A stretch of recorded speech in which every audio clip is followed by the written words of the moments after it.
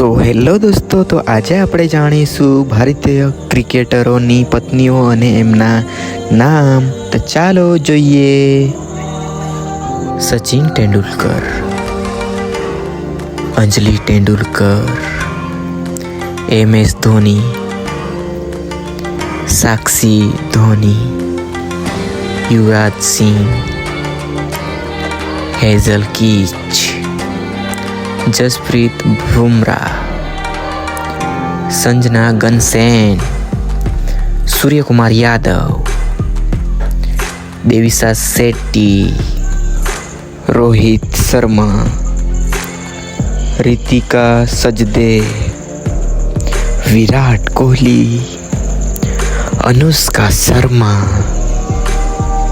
હરભજન સિંહ, Gita Basra, Virendra Sehwag,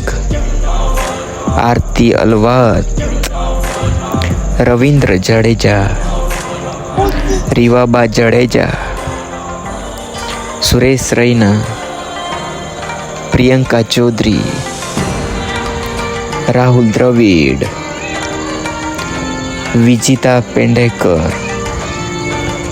Pujara, પૂજા પાહેરી, Sanju Samson, Charulata Samson, Gautam ગંભીર, Natasha Jain,